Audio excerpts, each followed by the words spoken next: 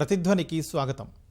వ్యాపార వాణిజ్య వివాదాలు, అలాగే ఆస్తి గొడవలు, దాంపత్య కలహాలు కోర్టు కేసుల్లో చిక్కాయంటే అవి తేలేందుకు ఎంతకాలం పడుతుందో తెలియదు. విలువైన సమయం, డబ్బు మంచినీళ్లలా ఖర్చయిపోవాల్సిందే. లక్షల సంఖ్యలో పేరుకుపోయిన కేసులు కోర్టులపై మోయలేని భారంగా మారిన పరిస్థితి నెలకొంది. ఈ ప్రయాసకు తెరదించే లక్ష్యంతో ప్రత్యామ్నాయంగా ఆర్బిట్రేషన్ ప్రక్రియను విరివిగా ఉపయోగించాలని పిలుపునిచ్చారు భారత సర్వోన్నత న్యాయమూర్తి. కార్పొరేట్ కేసుల నుంచి దాంపత్య వివాదాల వరకు వివాదాల పరిష్కారానికి మధ్యవర్తిత్వం మంచిదంటున్నారు. ఈ నేపథ్యంలోనే హైదరాబాద్లో అంతర్జాతీయ ఆర్బిట్రేషన్ మీడియేషన్ సెంటర్ ప్రారంభించారు. దేశంలో ఏర్పాటైన మొట్టమొదటి ఐఏఎంసీ ప్రాధాన్యతలేంటి, దానివల్ల అందుబాటులోకి వచ్చే సేవలు, ప్రయోజనాల గురించి ఇవాళ ప్రతిధ్వని చర్చ చేపట్టింది. ఈ చర్చలో పాల్గొంటున్న ప్రముఖులు డాక్టర్ పూండ్ల భాస్కర్ మోహన్ గారు, మాజీ జ్యుడిషియల్ సభ్యులు, అలాగే NCLT Jaipur bench HOD, arbitrator, ప్రముఖ న్యాయవాది, అలాగే అభినవ్ కృష్ణ ఉప్పలూరి గారు, హైకోర్టు న్యాయవాది, ఆర్బిట్రేషన్ నిపుణులు. ముందుగా భాస్కర్ మోహన్ గారు, హైదరాబాద్లో సిజేఐ గారు ప్రారంభించినటువంటి మొట్టమొదటి అంతర్జాతీయ ఆర్బిట్రేషన్ మీడియేషన్ కేంద్రం వల్ల ఎలాంటి ఉపయోగాలు ఉంటాయి సార్? ఈ సెంటర్ వల్ల మన దేశానికి చాలా మేలు కలుగుతుందండి. మన దేశ ప్రధాన న్యాయమూర్తి గారిని అందరం కూడాను ఎంతో అభినందించాలి ఈ మూవ్ తీసుకున్నందుకు. మన దేశంలో ప్రత్యామ్నాయంగా ఆర్బిట్రేషన్ కోసం ఏర్పాటు చేసిన సెంటర్స్, ఒకటి federation of Indian chamber of commerce and industry Delhi వాళ్ళ ఆధ్వర్యంలో ఇండియన్ కౌన్సిల్ ఆఫ్ ఆర్బిట్రేషన్ అని, ప్రైవేట్ సంస్థలుగా నాని పాల్ఖీవాలా సంస్థ, ఇంకా కొన్ని సంస్థలు ఉన్నాయి. కానీ వీటిని విరివిగా ఇంటర్నేషనల్ లెవెల్లో తీసుకువెళ్ళి వీటిని సామాన్య ప్రజలకు కూడా అందుబాటులోకి తీసుకురావాలనే ఉద్దేశంతో ప్రధాన న్యాయమూర్తి గారు ఈ యొక్క సంకల్పించారు. కాబట్టి తప్పకుండా ఈ పర్టికులర్ సెంటర్ వల్ల వివాదాల పరిష్కారం త్వరితగతిన అవుతుందని చెప్పి, కోర్టులలో కొంతవరకు బర్డెన్ కూడా తగ్గుతుందని చెప్పి నేను ఆశిస్తున్నాను. ఇంకో విషయం ఏంటంటే, ఈ బేసిక్గా రెగ్యులర్గా ఉన్న వాణిజ్యపరమైనటువంటి వివాదాలన్నీ కూడాను మనం ఆర్బిట్రేషన్కి, మీడియేషన్కి కనుక వెళ్ళినట్లయితే వీలైనంత త్వరగా పరిష్కారం అవడానికి అవకాశం ఉంటుంది.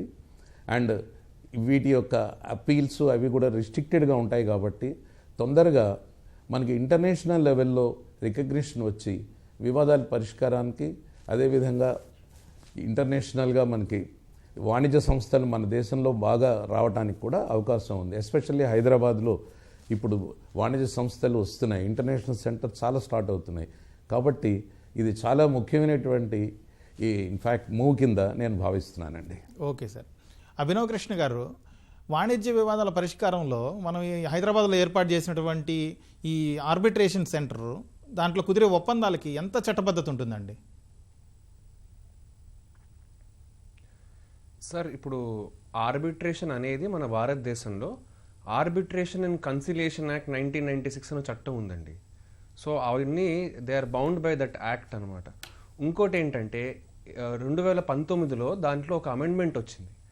ఆ అమెండ్మెంట్లో ఏమిటంటే ఇన్స్టిట్యూషనలైజ్డ్ ఆర్బిట్రేషన్ని ఎలా బలపరించాలి, ఆ ఇన్స్టిట్యూషనలైజ్డ్ ఆర్బిట్రేషన్ ఉండాలని చెప్పి వన్ ఆఫ్ ద మూవ్స్ ఏంటంటే ఇప్పుడు మనం ఈ కొత్తగా international arbitration and mediation centre ఏదైతే వచ్చిందో, ఇట్ ఈస్ వన్ ఆఫ్ దాన్ని ముందుకు తీసుకెళ్లాలని చెప్పి ఇది వచ్చిందండి.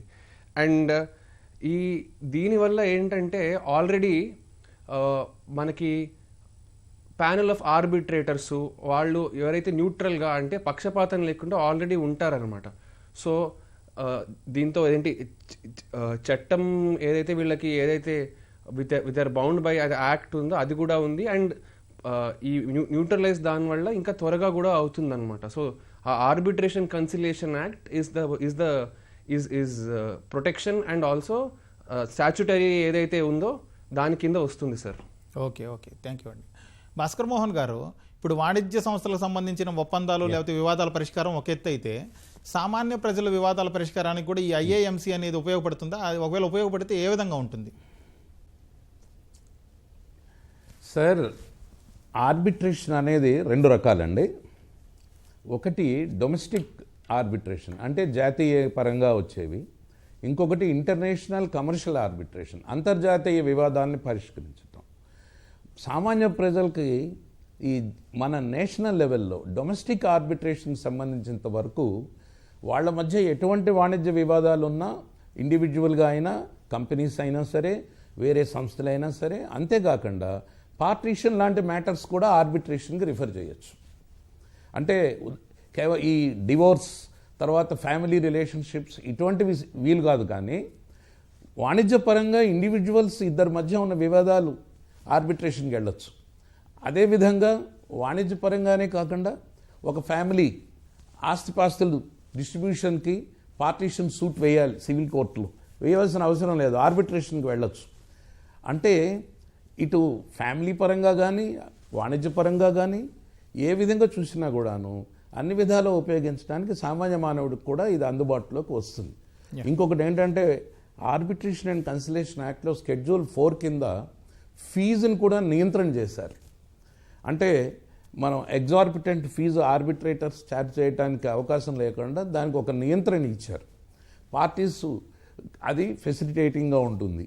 ఇటువంటి మనం ఇప్పుడు స్టార్ట్ చేస్తున్నటువంటి ఈ సంస్థల వల్ల, హైదరాబాద్లో స్టార్ట్ చేసిన సంస్థ వల్ల మనకి ఇటు వాణిజ్యపరంగా ఇంటర్నేషనల్గా అంతర్జాతీయంగా కానీ జాతీయపరంగా కానీ ఇండివిజువల్స్కి కానీ అదేవిధంగా ఈవెన్ పార్టీషన్ సూట్స్కి కానీ ఏదైనా సరే ఆర్బిట్రేషన్ అన్న ఇష్యూ కనుక వాళ్ళు టేకప్ చేయదలుచుకుంటే ఈ సంస్థలకు రావడానికి అవకాశం ఉంటుంది. కాబట్టి సామాన్య మానవుడికి ఇది ఖచ్చితంగా అందుబాటులోకి వస్తుందని నేను ఆశిస్తున్నానండి. Okay sir. అభినవ్ గారు, ఇప్పుడు న్యాయస్థానాల్లో జరిగేటువంటి న్యాయ ప్రక్రియ అలాగే ఈ ఆర్బిట్రేషన్ కేంద్రాల్లో జరిగే ఒప్పందాలకు ఈ రెండింటికి ఉన్న తేడా ఏంటండి? సార్, ఇప్పుడు మనం కోర్టులో ఒక సివిల్ దావా వేయాలంటే దానికి కోర్ట్ ఫీజు కట్టాలి, ఇంకా వేరే ఏవైతే కాజ్ ఆఫ్ యాక్షన్ అని ఒకటి ఉంటుంది, అవన్నీ కూడా మనం we have to before we go to a court. వెరాజ్ అండ్ కోర్టులో కూడా ప్రతిదీ మనం ఎవిడెన్స్ యాక్ట్ మనం ఫాలో చేయాలి. ఎవిడెన్స్ యాక్ట్ ఒక ప్రొసీజర్ ఫాలో చేయాలి.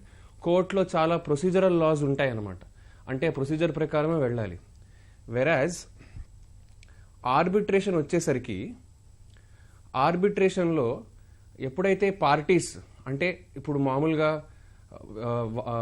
కమర్షియల్ డిస్ప్యూట్స్ ఏవైతే ఉంటాయో వాళ్ళకి ఏం కావాలంటే వాళ్ళ డిస్ప్యూట్స్ అన్ని త్వరగా వాళ్ళకి, ఎందుకంటే కోట్లల్లో వేలల్లో వాళ్ళ ట్రాన్సాక్షన్స్ ఉంటాయి, వాళ్ళకి ఎంత త్వరగా అది డిస్ప్యూట్ అది సాల్వ్ అయితే వాళ్ళకి అంత మంచిది, అంటే ఆన్సర్. అండ్ సో అక్కడ ఏమిటంటే ప్రొసీజరల్ లాస్ అంత అప్లై కాదనమాట.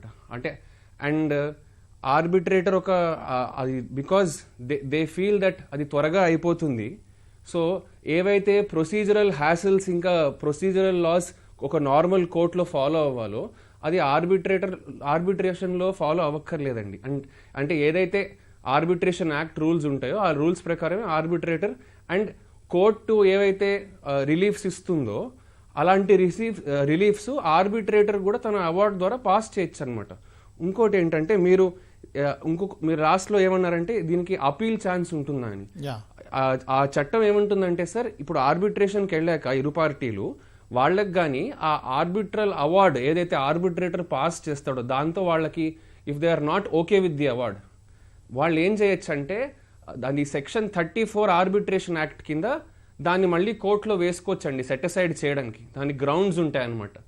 సో ప్రైమరీలీ డిఫరెన్స్ ఏంటంటేనండి, కోర్టులో వేస్తే సంవత్సరాల తరబడి ఉండిపోతుంది, ఆర్బిట్రేషన్ త్వరగా అవుతుందన్న దీంతోనే పార్టీస్ ఎస్పెషలీ కమర్షియల్ డిస్ప్యూట్స్ ఉన్న వాళ్ళందరూ they prefer to go to arbitration అనమాట. ఓకే అభినవ్ గారు, అయితే మీరు అప్పీల్కి వెళ్ళొచ్చు అన్నారు. ఒకవేళ ఇదేమో అంతర్జాతీయ స్థాయి ఆర్బిట్రేషన్ సెంటర్, ఇక్కడ ఇచ్చే తీర్పుల మీద ఏ స్థాయి కోర్టులకి అప్పీల్కి వెళ్లాల్సి ఉంటుంది? సార్ ఇప్పుడే ఇందాక భాస్కర్ సార్ కూడా ఇప్పుడు మన ఏదైతే చట్టం ఉందండి ఆర్బిట్రేషన్ యాక్ట్ 1996 యాక్ట్ ఏమైతే ఉందో అది United Nations Commission on International Trade and Law UNCITRAL model law 1985 మీద బేస్డ్ అయి ఉందండి. తర్వాత యూనిసిట్రల్ రూల్స్ 1980 కూడా ఉందన్నమాట. ఆ యూనిసిట్రల్ రూల్స్ ఏమంటే సపోజ్ ఒక కంపెనీ ఇండియాలో ఉంది, ఇంకో కంపెనీ అబ్రాడ్లో ఉంది, వాళ్ళిద్దరి మధ్యన డిస్ప్యూట్స్ ఎలా ఉండాలో కూడా దాని బేసిస్ మీద ఆర్బిట్రేషన్ యాక్ట్ 1996 ఫామ్ అయిందండి. అండ్ దీంట్లో వేరియస్ పార్ట్స్ ఉన్నాయన్నమాట. అండ్ అండ్ ఎస్పెషలీ ఇండియా ఒక ఆర్బిట్రేషన్ కి ఒక part of the act apply అవుతుంది. ఏవైతే ఇంటర్నేషనల్ డిస్ప్యూట్స్ ఉన్నాయో దానికి ఇంకొక there is a part in the statute which is applicable అండి. So accordingly if it is an international commercial arbitration, the act has to be challenge, the award has to be challenge accordingly sir. Yeah, okay sir. ఇప్పుడు ప్రతిధ్వనిలో ఇప్పుడు విరామం. Sir Bhaskar Mohan గారు, ఇప్పుడు అంతర్జాతీయ స్థాయి వివాదాల పరిష్కారంలో జనరల్గా పాటించాల్సిన ప్రమాణాలు ఎలా ఉంటాయండి? అలాగే ఆర్బిట్రేషన్ ప్రక్రియ సమర్థంగా నిర్వహించేందుకు మన దేశంలో అవసరమైన న్యాయ కోవిదులు అందుబాటులో ఉన్నారా? వెరీ గుడ్, చాలా మంచి ప్రశ్న. ఫస్ట్ క్వశ్చన్ ఏంటంటే అంతర్జాతీయ ప్రమాణాలు ఏంటి, what are the standards? Basically అంతర్జాతీయ స్థాయిలో ఇంటర్నేషనల్ కమర్షియల్ ఆర్బిట్రేషన్ అంటారు దాన్ని. దానికి సంబంధించి section 28 arbitration and conciliation act స్పెసిఫిక్గా ఏ చట్టం పాటించాలి, ఏ దేశాల చట్టాలు దేనికి ఎట్లా అప్లై అవుతాయి అనేది చెప్తుంది. ఉదాహరణకు ఒక అమెరికన్ ఒక ఇండియన్ కలిసి వ్యాపారం చేస్తున్నారు, వాళ్ళ మధ్య ఒక డిస్ప్యూట్ వచ్చింది. అది ఇంటర్నేషనల్ కమర్షియల్ ఆర్బిట్రేషన్లో పరిష్కారం అవుతుంది అన్నమాట. అంటే కోర్టుకి వెళ్ళక్కర్లా, అమెరికా కోర్టులోనూ ఇండియా కోర్టులోనూ వేయకుండా మనం ఆర్బిట్రేటర్స్ని ప్యానల్ కానీ సింగిల్ ఆర్బిట్రేటర్ని కానీ సోల్ అంటారు అపాయింట్ చేసుకోవచ్చు. ఇండియాలో కానీ అమెరికాలో కానీ ఆర్బిట్రేషన్ ప్రొసీడింగ్స్ కండక్ట్ చేయొచ్చు. ఎలా పాటించాలి? ఉదాహరణకు ఇండియన్ కాంట్రాక్ట్ యాక్టా, లేదు అమెరికన్ కాంట్రాక్ట్ యాక్టా, మళ్ళీ అమెరికాలో ప్రతి స్టేట్కి కొన్ని లాస్ ఉన్నాయి, సెంట్రల్ లాస్ ఉన్నాయి, స్టేట్ లాస్ ఉన్నాయి. అక్కడ ఏది పాటించాలి? సో ఈ సందర్భంగా సెక్షన్ 28 ప్రకారం పార్టీస్ నిర్ణయిస్తారు. అంతర్జాతీయ ఆర్బిట్రేషన్స్ చేసేటటువంటి ఆర్బిట్రేటర్స్కి ఈ పర్టికులర్ స్టాండర్డ్స్ తెలియాలి. ఎలా అప్లై చేయాలి, దేన్ని అప్లై చేసుకుని పార్టీ వెళ్ళాలి. ఆర్బిట్రేషన్ అండ్ కన్సిలేషన్ యాక్ట్ అమెరికాలో అప్లై అవుతుందా, ఇండియన్లో అప్లై అవుతుందా? అదేవిధంగా కాంట్రాక్ట్స్, సేల్ ఆఫ్ గుడ్స్, వీటికి సంబంధించి ఇండియన్ ఎనాక్ట్మెంట్సా, ఫారిన్ ఎనాక్ట్మెంట్సా, ఈ విధంగా ఏ చట్టాలు అన్నది కూడాను అవగాహన ఉండాలన్నమాట. తర్వాత క్లియర్ కట్గా ఆర్బిట్రేషన్ సంబంధించినటువంటి ఆ చట్టం ఆ దేశంది కానీ మన దేశంది కానీ అవగాహన ఉండాలి. ఎలాగా? ఉదాహరణకు మనకి సెక్షన్ 18 నుంచి 33 వరకు ప్రొసీజర్ చెప్తుంది మన ఆర్బిట్రేషన్ చట్టంలో. ఆర్బిట్రేషన్ ఎలా కండక్ట్ చేయాలి, ఎలా పద్ధతులు పాటించాలి, ప్రొసీజర్ ఏంటి, ఇంక్లూడింగ్ సిగ్నేచర్స్ దగ్గర నుంచి కూడాను సెక్షన్స్లో చెప్తుంది. వాటికి సంబంధించిన స్టాండర్డ్స్ అవన్నీ కూడా తెలుసుకుని ఉండాలి. న్యాయ నిష్ణాతులై ఉండాలి, సబ్జెక్ట్లో నిష్ణాతులై ఉండాలి. Okay sir. ఏ సబ్జెక్ట్లో డీల్ చేస్తున్నామో ఆ సబ్జెక్టుకి సంబంధించిన చట్టం కూడా బాగా తెలిసి ఉండాలి. ఇంకా రెండో ప్రశ్న వేశారు మీరు, మనకి సరిపోయిన న్యాయ కోవిధులు ఉన్నారా? ఇండియాలో అబండెంట్గా ఉన్నారండి. మన దేశంలో విద్యార్థులకి ఎటువంటి లోటు లేదు, లోపం లేదు. ఈ పరంగా అంతర్జాతీయ పరంగా కానీ జాతీయ పరంగా కానీ డొమెస్టిక్ కానీ ఇంటర్నేషనల్ కమర్షియల్ కానీ మనకి ఎంతోమంది చక్కటి ఎక్స్పీరియన్స్డ్ పీపుల్ ఉన్నారు, ఎంతో అనుభవజ్ఞులు ఉన్నారు, ఎంతోమంది న్యాయవాదులు ఉన్నారు. ఆ న్యాయవాదులు రిటైర్డ్ జడ్జెస్ కాకుండా ఈవెన్ చార్టెడ్ అకౌంటెంట్స్, ఇంజనీర్స్ ఎంతోమంది ఈ యాంగిల్లో ఇన్ఫ్యాక్ట్ అవైలబుల్ ఉన్నారు. ఈ మధ్య institute of company secretaries of India first time national లెవెల్లో ఆర్బిట్రేషన్ ట్రైనింగ్ ప్రోగ్రామ్ కండక్ట్ చేసింది ఆన్లైన్లో. 3 ప్రోగ్రామ్స్ వాళ్ళు కండక్ట్ చేశారు. అందులో చట్టం, దానికి సంబంధించినటువంటి ట్రైనింగ్ ప్రోగ్రామ్, ఆర్బిట్రేటర్స్గా ఎలా ఉండాలి అన్నటువంటి సిమ్యులేషన్ ప్రాక్టికల్ సెషన్స్ కూడా వాళ్ళు కండక్ట్ చేశారు. మళ్ళీ కండక్ట్ చేయబోతున్నారు సూన్. Okay sir. సో మనకి అటువంటి అడ్వాంటేజ్ ఉంది కాబట్టి న్యాయ కోవిధులకి ఎటువంటి లోటు లేదు అని నేను నిర్ధారణగా చెప్పగలనండి. Okay sir. అభినవ్ కృష్ణ గారు, ఇప్పుడు మన దేశంలో ఆర్బిట్రేషన్ ప్రక్రియ, దీనికి సంబంధించిన హిస్టరీ ఏంటండి? సార్, మొట్టమొదటిసారిగా మన దేశంలో ఆర్బిట్రేషన్ అనే పదంతో ఒక చట్టం 1899లో వచ్చిందండి. అంటే దానికంటే 10 ఏళ్ల ముందు ఇంగ్లీష్ ఆర్బిట్రేషన్ యాక్ట్ 1899 అనేది పాస్ చేయడం జరిగింది. ఆ 1889 యాక్ట్ ప్రకారం ఆర్బిట్రేషన్ యాక్ట్ 1899 పాస్ చేయడం జరిగింది సార్. కానీ ఏంటంటే అది ఉట్టి ప్రెసిడెన్సీ టౌన్స్ వరకే దాన్ని పరిమితం చేశారు, అంటే మెడ్రాస్ ప్రెసిడెన్సీ, కాల్కటా, బాంబే. తర్వాత సబ్సిక్వెంట్లీ ఆర్బిట్రేషన్ యాక్ట్ 1940 పాస్ చేయడం జరిగింది సార్. అంటే 1925లో కమిటీ వేశారు. ఆ 1940 ఆర్బిట్రేషన్ యాక్ట్ కూడా మనకి 1996 వరకు కూడా అదే యాక్ట్ ఉంది సార్. తర్వాత దీని మధ్యలో ఏంటంటే ఫారెన్ అవార్డ్స్ ఎలాగా దాన్ని ఎలా అమలుపరచాలి, ఏమిటి, ఒక ఇంటర్నేషనల్ ఆర్బిట్రేషన్ డిస్ప్యూట్ ఉంటే అని foreign awards recognition and enforcement act పెట్టారు సార్. సో ఈ 2 యాక్ట్స్ ఉన్నప్పుడు ఏమైందంటే మన దేశం గ్లోబలైజేషన్ వైపు వెళ్ళింది. Privatisation, globalisation 1992లో. సో అప్పుడు ఏంటంటే సుప్రీంకోర్టు కూడా 1981లో Guru Nanak foundation versus Ratan Singh and సన్స్లో ఏవైతే అప్పటి వరకు 1940 యాక్ట్, ఆ ఫారెన్ అవార్డ్ రికగ్నిషన్ యాక్ట్ ఉన్నాయో ఇవి సరిపోవట్లేదు, అసలు ఏ కారణం వల్ల అయితే ఇవి పాస్ చేశారో తొందరగా డిస్ప్యూట్ రిజాల్వ్ అయిపోతుందో దాంతో ఇట్ ఈస్ నాట్, అంటే అది వాట్ ఫర్ ద పర్పస్ ఏదైతే పాస్ అయిందో అది సాల్వ్ అవ్వట్లేదని చెప్పేసి ఆఫ్టర్ మెనీ డిస్కషన్స్ 1995లో బిల్ పాస్ చేశారు, arbitration and conciliation bill Indian government pass చేసింది. బట్ అది పాస్ అవ్వలేకపోయింది. తర్వాత 3 సార్లు ఆర్డినెన్స్ పాస్ చేసి ఫైనలీ 1996 ఆగస్ట్లో ఆర్బిట్రేషన్ అండ్ కన్సిలియేషన్ యాక్ట్ 1996 అని వచ్చింది సార్. తర్వాత ఏమైందంటే 2015లో అమెండ్ అయ్యింది, మళ్ళీ 2019లో కూడా అమెండ్ అయింది అనమాట. 2019లో కొన్ని ఏంటంటే అకౌంటబిలిటీ తేవడం, ఒక టైం ఫ్రేమ్ ఫిక్స్ చేయడం, ఆర్బిట్రేటర్ అంటే ఎన్ని రోజుల్లో, 6 నెలల లోపల ఆ డిస్ప్యూట్ని రిజాల్వ్ చేయాలని చెప్పేసి.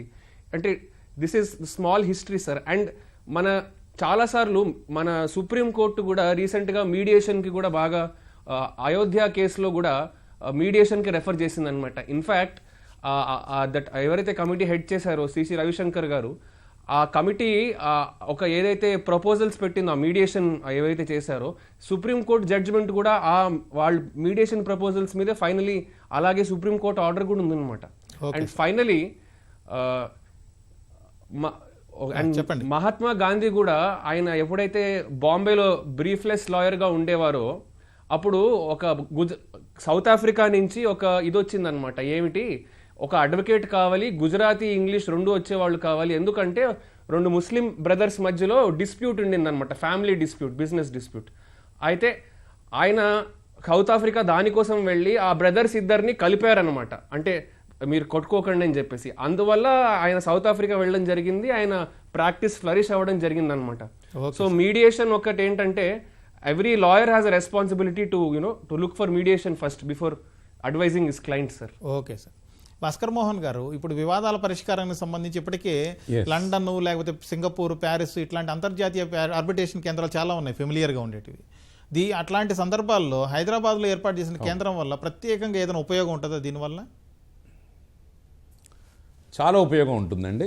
ఉదాహరణకు ఇప్పుడు ఫారిన్ ఇన్వెస్ట్మెంట్ ఇండియాలోకి చాలా అద్భుతంగా వస్తుంది, వేగంగా వస్తుంది. మన హైదరాబాద్ ఫారిన్ ఇన్వెస్ట్మెంట్ హబ్ కింద తయారవుతోందని చెప్పి మన రాష్ట్ర ప్రభుత్వం కూడాను చాలాసార్లు చెప్పడం జరిగింది. దానికి సంబంధించిన కారిడార్స్ ఏర్పాటు చేయడం జరిగింది. రేపు వీటికి వివాదాలు వచ్చాయనుకోండి, ఈ వివాదాలు కనుక వచ్చినప్పుడు అవి ఇండివిజువల్స్ మధ్య అయినా, కార్పొరేట్స్ మధ్య అయినా, గవర్నమెంట్ కార్పొరేట్స్ అయినా, ఇండివిజువల్స్ అండ్ ఫారిన్ గవర్నమెంట్స్ అయినా కూడాను, ఇప్పుడు మనం లండన్కి వెళ్తాం, లేకపోతే ఐసీసీకి వెళ్తాం, సింగపూర్కి వెళ్తాం, మనం ఇండియాకే వస్తాం. మన హైదరాబాద్లో ఈ సెంటర్ డెవలప్ అవటం వల్ల ఆ వివాదాల పరిష్కారానికి ఇక్కడికే వస్తాం. నేను ఇందాక చెప్పినట్టుగా మనకి ఎటువంటి లోటు కూడా లేదు. మనకి న్యాయ కోవిదులు అవైలబుల్ ఉన్నారు. మంచి ప్యానెల్ ఆఫ్ ఆర్బిట్రేటర్స్ని రేపు సెలెక్ట్ చేసి పెట్టుకుంటే ఈ సంస్థ తప్పనిసరిగా ఫారిన్ వివాదాల పరిష్కారానికి ఎక్సలెంట్ సెంటర్ కింద, వాటికి తీసిపోకుండా దీటైన సెంటర్ కింద మన సెంటర్ తయారవుతుందని చెప్పి నాకు ఆకాంక్ష ఉందండి, నమ్మకం కూడా ఉందండి. Okay sir. అభినవ్ కృష్ణ గారు, ఇప్పుడు ఆర్బిట్రేషన్ సెంటర్లో జనరల్గా వివాదాలు పరిష్కారం అవడానికి ఎంతకాలం పట్టొచ్చు, అలాగే అక్కడ ఫీజు వసూలు ఏ విధంగా ఉంటుందండి? సార్ నేను ఆల్రెడీ చెప్పినట్టు Yeah. అది 2019 అమెండ్మెంట్ ఏదైతే చట్టానికి వచ్చిందో ఆర్బిట్రేషన్ కన్సిలేషన్ ఆర్బిట్రేషన్ కన్సిలేషన్ 1996లో ఏమైందంటే ఈ అమెండ్మెంట్ వచ్చే ముందు B N Srikrishna committee former supreme court judge ఎవరైతే ఉన్నారో ఆయన ఆధ్వర్యంలో కమిటీ బాగా రివ్యూ చేసి వాళ్ళు ఒక అకౌంటబిలిటీ ఫిక్స్ చేయడానికి 6 నెలల సమయంలో ఆర్బిట్రేషన్ అనేది పూర్తవ్వాలని చెప్పేసి అమెండ్మెంట్స్ తీయడం జరిగింది sir. So any arbitrator who's adjudicating a dispute, Yeah. the time frame should be 6 months, sir. Okay. And sir, me second question ఏంటి సార్? ఫీజులు వసూలు ఎలా ఉంటుంది సార్ కేసు నమోదు చేసి? సెకండ్ క్వశ్చన్ ఏంటి సార్? యా, ఆర్బిట్రేషన్ సెంటర్లో ఫీజులు ఎలా ఉంటాయండి అంటే? సార్ ఆల్రెడీ యా చెప్పండి sir. Sir I think Bhaskar sir కూడా దీని గురించి చెప్పారు. ఎక్కువ ఎగ్జార్బిటెంట్ ఉండకూడదు అండ్ కామన్ మ్యాన్ కి తగ్గట్టు ఉండాలి. అండ్ ఐ థింక్ ఈ మన హైదరాబాద్ సెంటర్ కి I think rules have to be framed. Okay. So let's hope. And ఇంకోటి ఏంటంటే ఈ మన chief justice of India Ramana గారు ఏం చెప్పారంటే ఉట్టి కమర్షియల్ డిస్ప్యూట్సే కాదు, కామన్ మ్యాన్ డిస్ప్యూట్స్ కూడా ఇది ఒక నిదర్శనంగా ఎగ్జాంపుల్ గా ఉండాలి, వాళ్ళని వచ్చేటట్టు ఉండాలని చెప్పేసి కూడా చెప్పారు. So I hope the fees will be nominal. Yeah okay sir. Bhaskar Mohan గారు, అలాగే ఇప్పుడు దేశంలోని కోర్టుల్లో పేరుకుపోయిన చాలా పెండింగ్ కేసులు ఉన్నాయి. ఈ ఆర్బిట్రేషన్ వ్యవస్థ ఏర్పాటు వల్ల ఈ కేసులు త్వరగా పరిష్కారం అవడానికి ఉపయోగపడుతుందంటారా? కొంచెం బ్రీఫ్గా చెప్పేయండి సార్. తప్పకుండా ఉపయోగపడుతుందండి. యా, యాక్చువల్గా ఇటువంటి సంస్థలు చాలా ఎక్కువ సంఖ్యలో మన దేశంలో రావాలండి. ఓకే. ఈ విధంగా 1, 2 కాదు, హండ్రెడ్స్లో రావాలి. ఎందుకంటే మనకున్నటువంటి కోట్ల కేసులలో వాణిజ్యపరమైన కేసుల పరిష్కారానికి అవన్నీ కూడా ఆర్బిట్రేషన్కి రిఫర్ అయినట్టయితే కోర్ట్స్ మీద బర్డెన్ తగ్గుతుంది. Okay sir. And criminal courts can concentrate better more. So ఆ విధంగా మనకి తప్పకుండా తొందరగా పరిష్కారం అవుతాయి అండ్ ఫాస్ట్గా అవుతాయి, తక్కువ ఖర్చుతో కూడా అవుతాయి. అందుకని తప్పనిసరిగా ఆర్బిట్రేషన్కి వాణిజ్యపరమైన ఇష్యూస్ అన్నీ కూడాను రిఫర్ చేయడం మంచిదని నా అభిప్రాయం అండి. Okay sir. Okay sir. మన చర్చలో పాల్గొన్న న్యాయ నిపుణులు చెబుతున్న దాని ప్రకారం ఆర్బిట్రేషన్ కేంద్రాల వల్ల న్యాయ వ్యవస్థపై భారం తగ్గడంతో పాటు వాణిజ్య వివాదాలు త్వరగా పరిష్కారం అవుతాయని అంటున్నారు. ఇది ఇవాల్టి ప్రతిధ్వని.